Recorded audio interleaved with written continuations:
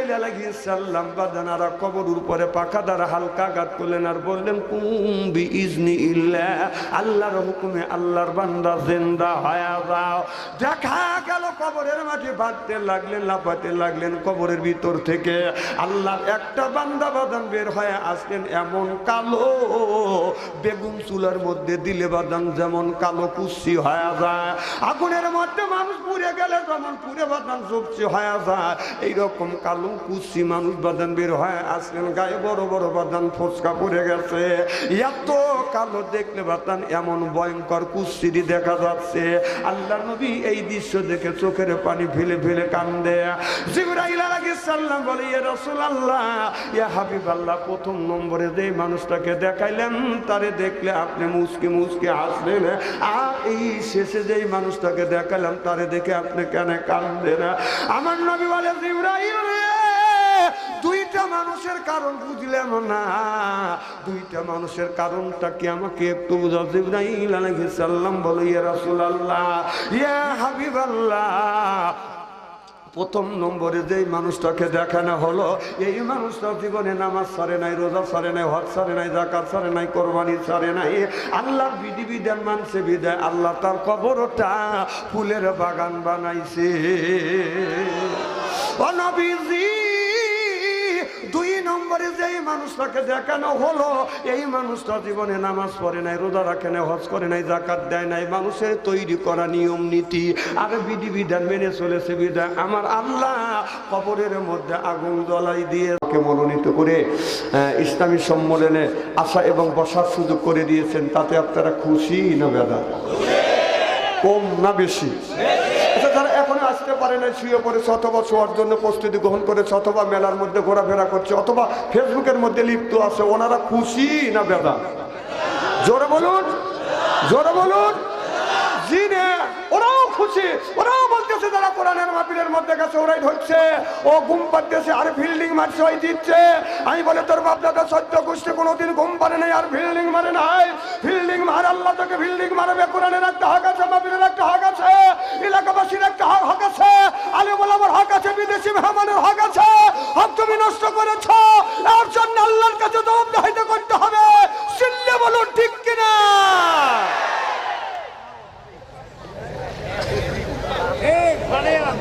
ওদের চাইতে আল্লাহ লক্ষ লক্ষ কোটি কোটি গুণ দয়া করে, মায়া করে কোরআনের মাহফিল বেহেশতের বাগানের মধ্যে আসা এবং বসার সুযোগ করে দিয়েছেন। সকলেই সমস্বরে উচ্চ কণ্ঠে বলুন আলহামদুলিল্লাহ।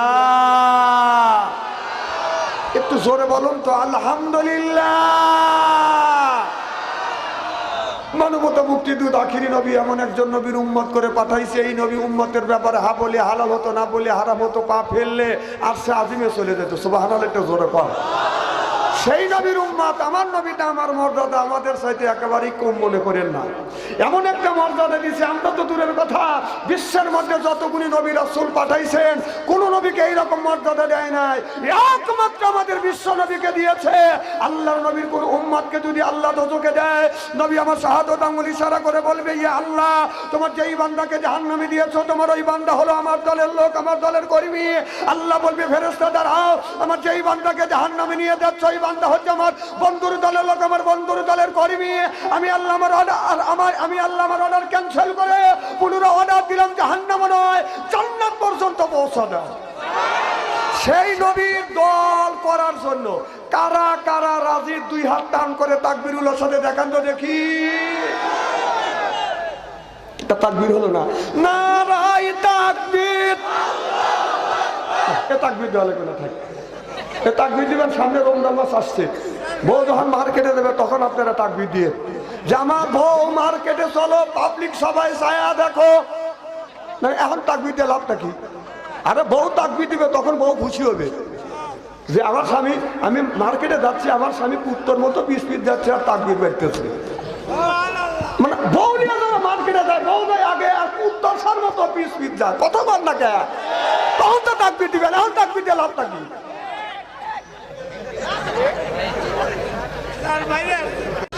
ওই নবীর প্রতি জানাই লক্ষ কোটি দুরূদ ও সালাম। সকলেই পড়ুন সাল্লাল্লাহু আলাইহি ওয়াসাল্লাম। সর্বপ্রথম জানতেছি আমার ভাইয়ের, আপনারা সকলেই ভালো আছেন? কি ভাই শোনা যায় না? মাইকের পাওয়ার একটু কমা দেন, বক্সের পাওয়ার কই মাইক এলা নাই, বক্সের পাওয়ার একটু কমা দেবো ভাই।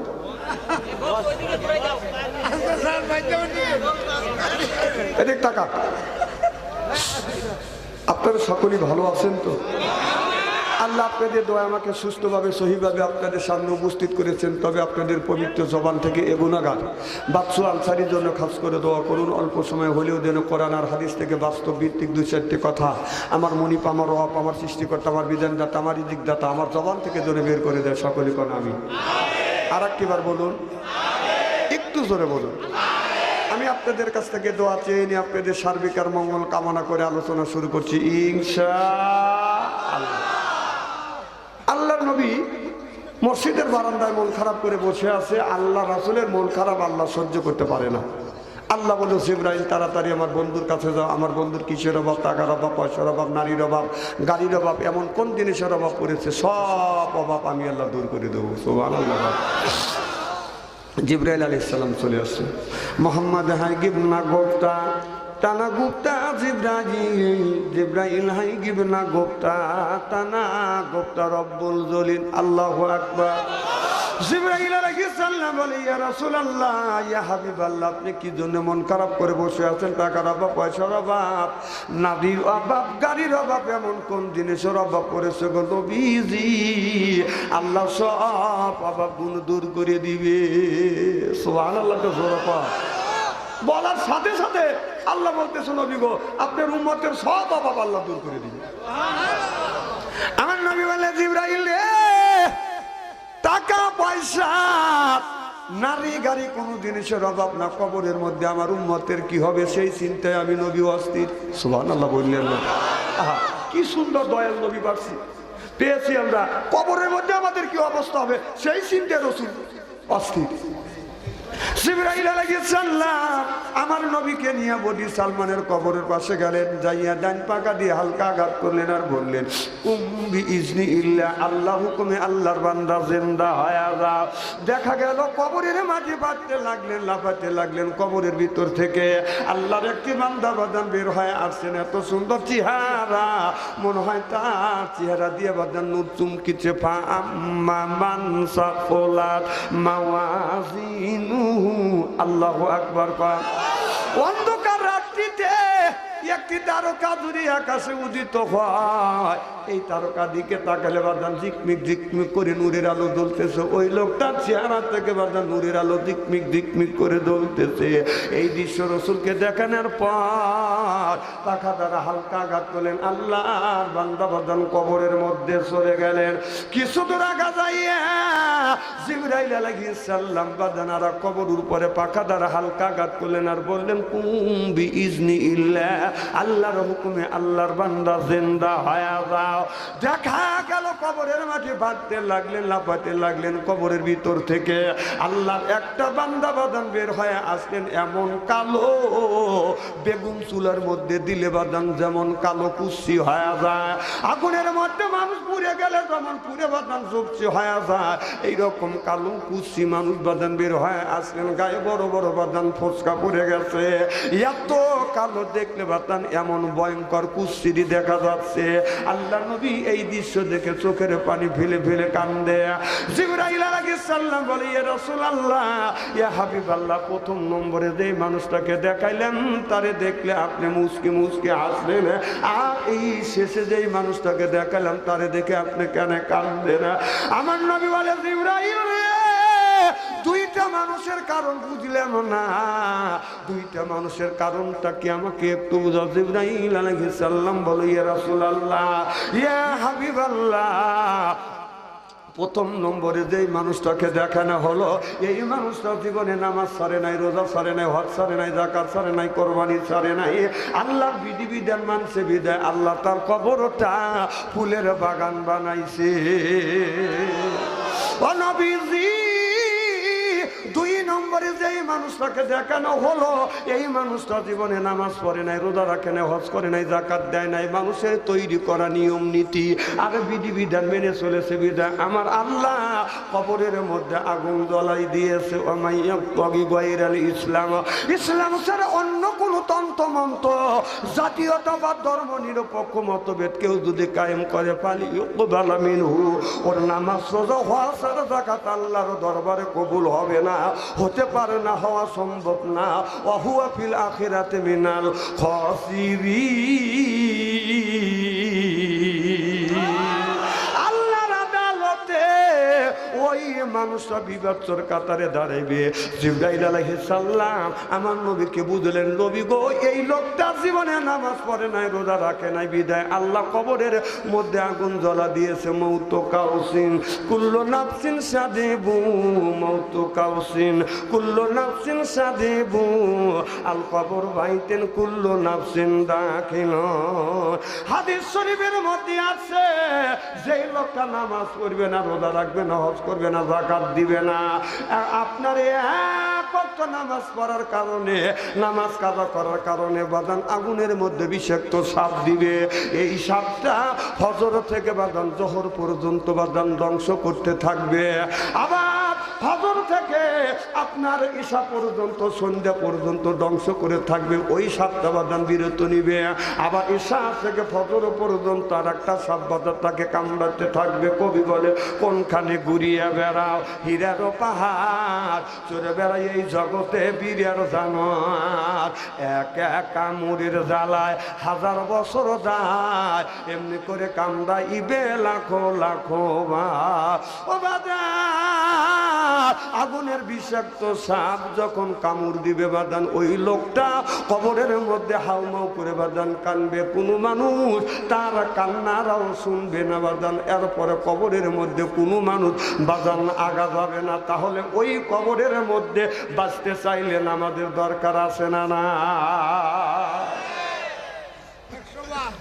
আপনার ছেলের বয়স 20 বছর, 20 বছর বয়স, আপনার ছেলেকে জব করার যদি নিয়ম থাকতো, গোস্ত খাওয়া যদি নিয়ম থাকতো, জব করিয়া আপনার ঘাটুরিয়া গ্রামের মানুষদেরকে যদি গোস্ত বিলে দিত, খায়া পুরোতে পারতো না। আপনার ছেলে এমন ডেকরা জুয়ান ছেলে, 1 বছর হয়ে যাচ্ছে, 1 বছরের মধ্যে আপনার ছেলে ফজরের নামাজ পড়ে না। হ্যাঁ, ছেলের বয়স যখন 20 বছর, 25 বছর, ছেলেকে যখন বিয়ে করাতে যাবেন, বিয়ে যেদিন করতে যায় ওই দিন কিন্তু 2 রাকাত নফল নামাজ পড়ে। কি করে কথা কয় না রে? পরে পরে যখন পরে কিনা পরে পরে বেটা সাল পাইছি একটা। আপনারা পুরুষ না বেটা সাল? এই ছেলেকে যদি বলা যায় যুবক আজকে তোমার জীবনের সবচেয়ে আনন্দের দিন, বিয়ার দিন, একটা যুবক আর যুবতীর সবচাইতে আনন্দের দিন কিসের দিন?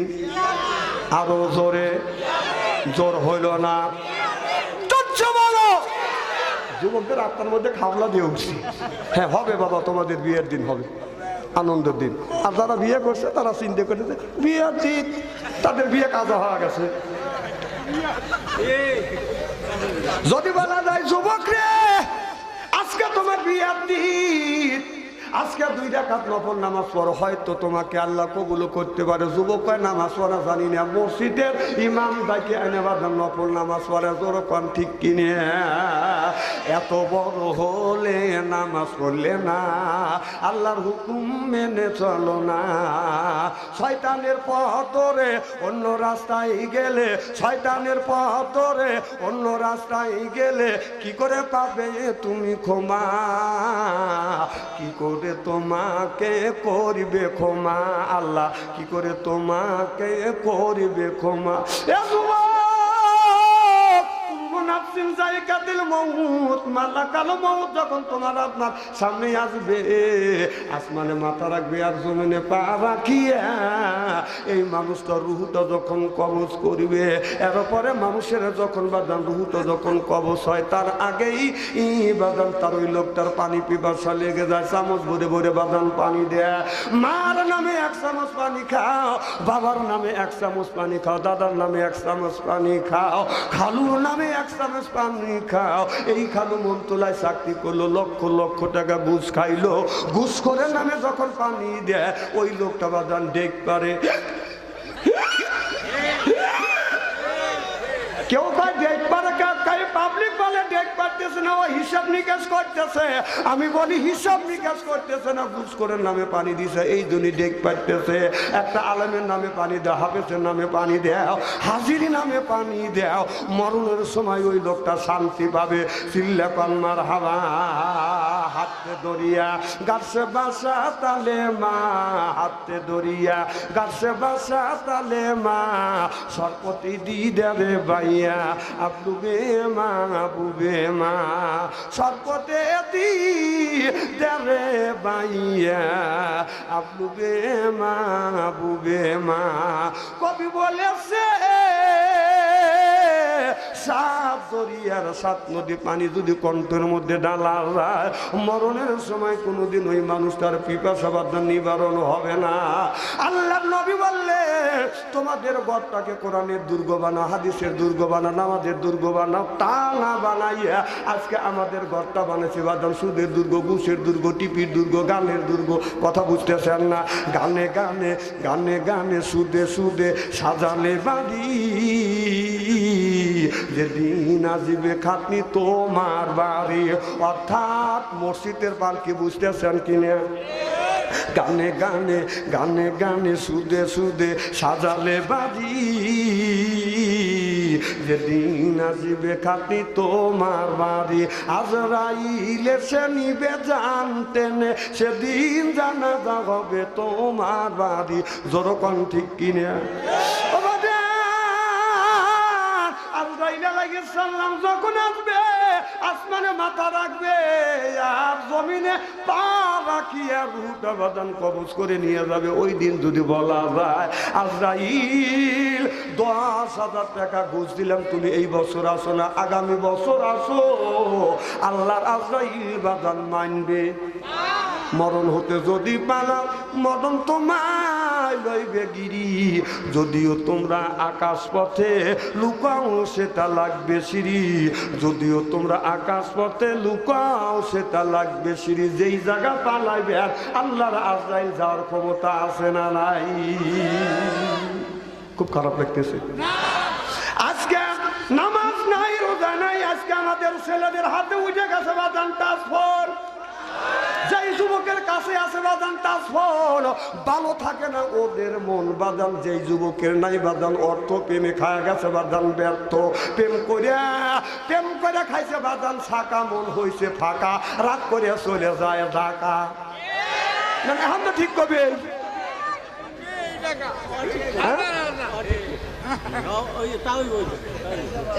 তাই বসে আলহামদুলিল্লাহ মার হবে একটু জোরে কর, চলবে তো। কোনটা খালি যদি আলোচনা করি শোনার জন্য রাজি আছেন? হাত তুলে দেখান যে থেকে রাগ করবেন কারা কারা? না না না, আপনাদের মন মানসিকতা খুব ভালো আছে।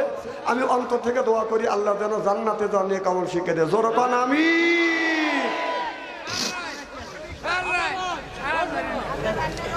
আপনার কথা একটু কম বলা লাগবে, তাহলে ওয়াজ করবো আমি জানি। হ্যাঁ হ্যাঁ মার বাবা কর। আমার ভাইয়েরা, আমার মুসলমান ভাইয়েরা, আল্লাহর হাবিবের বিয়াম্মাদেরা ভালো করে লক্ষ্য করুন। এ জুতা দিলে যাক রে ভাই, জুতা ধরেন তো না, বসেন। আমার মাহফিলে আসা যাওয়া যায় না, আপনি জানেন না? যাবেন তো জামা টান দিয়ে ধরবো, যান কোথায়? মাহফিলের হক আদায় করে দেবে। কি কথা বল না খেয়া? এ মাহফিলে আসা যাবে, যাওয়া যাবে না। নারায়ে তাকবীর, এ আল কোরআনের আলো। নারায়ে তাকবীর। দেখেন রাত হয়েছে বেশি, আপনাদের মুখে দেখছে হাসি, আল্লাহ যেন করে জান্নাতবাসী। যখন আমি উঠবো 10টায়, তারপরে 10:30টায়, আবার 11টায়, তারপরও যে আপনারা বসে আছেন, আমি অন্তর থেকে দোয়া করি আল্লাহ এদের জান্নাতে যাওয়ার নেক আমল শিখিয়ে দেন, আমিন কোন। আমার ভাইয়ের আমার কি যেন বলতেছিলেন, আল্লাহ কোরআন কারীমের মধ্যে 80 থেকে 82 জায়গা বললেন ওয়াকিমুস সালাহ, নামাজ কায়েম করো, ওয়াতু যাকাত, যাকাত আদায় করো, কুতিবা আলাইকুমুস সিয়াম, রমজান মাসে আসতে রোজা রাখো। এ কথা কার? আল্লাহ নামাজের কথা 80 থেকে 82 জায়গা বললেন, যাকাতের কথা 30 জায়গা, কুতিবা আলাইকুমুস সিয়াম রমজান মাসের রোজার কথা বাজানে 1 থেকে 2টি জায়গা বলেছে আল্লাহ। তাহলে নামাজের কথা যদি 82 জায়গা আল্লাহ বলে থাকে, কোন জ্ঞানে আপনি নামাজ ছেড়ে দিয়া মাথা রাখছেন বড় বড় জুলো, এরপরে পরনে পাটের ছালা, হাতে হলো বাদান বালা, গলায় হলো পুতির মালা। আমি হিসাব করে দেখলাম ওই লোকটা অরিজিনাল শয়তানের শালা। তাছাড়া তুমি কেন নামাজ ছেড়ে দিয়ে এইরকম করো?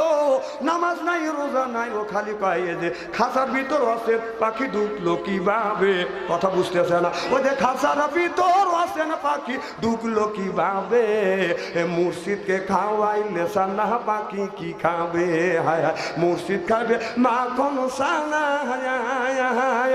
পাখির তো খাওয়া হইল না, মুর্শিদকে খাওয়াইলে সানা পাখি কি খাবে, পাখি গু খাইবে। এই পাখি বলো বেশি বেশি করে নামাজ পড়ো, বেশি বেশি করে রোজা রাখো, বেশি বেশি করে কোরআন তেলাওয়াত করো, বেশি বেশি করে জিকির করো। রাসূল বললেন কুল্লু সাইল সেকালাতুল কুলুবিহিল যিকরিল্লাহ, বেশি বেশি করে জিকির করলে কলবের ময়লা পরিষ্কার করে দেয় কে? এই যে কাপড়ে যদি ময়লা পড়ে, সাবান ছোটা দিলে বাদান পরিষ্কার হয়, শরীরে ময়লা বলে সাবান দিয়ে দলম দিলে বাদান ময়লা বাদান পরিষ্কার হয়। আপনার অন্তরের মধ্যে যদি ময়লা পড়ে, কি দিয়ে আপনি পরিষ্কার করবেন? ও মনে বাবলা পাতা দাগ লেগেছে, ধুইলে কি যায় সাবানে সাবানে, মনের ময়লা মুজবে কেমনে, এ খাজলোতে যায় না রে দুলে, স্বভাব যায় না রে মলে, শিকার গন্ধ যাইবে কি ভাই, সুসর গন্ধ যাইবে কি ভাই, গোলাপ জল দিলে মনের ময়লা মুজবে কেমনে? কুল্লু সাইল সিকালাতুল কুলুবিহিল যিকরুল্লাহ, বেশি বেশি করে জিকির করো, কলবের ময়লা পরিষ্কার করে দিবে কে? তাহলে জিকির করার দরকার আছে না বাজান? না নারায়ে তাকবীর, না তোমারও তাকবীর দেওয়া লাগবে না, এগুলি বেটা চলে তাকবীর না পুরুষের তাকবীর?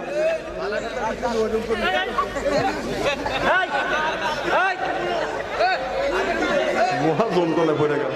এ বাবা এই যে দাদা, আপনার অবে করলে গোল হবে না। আচ্ছা শোনেন, আপনি এখানে এসেছেন, উঠে বসেন, না না উপরে দেন, পিছনে বসুন।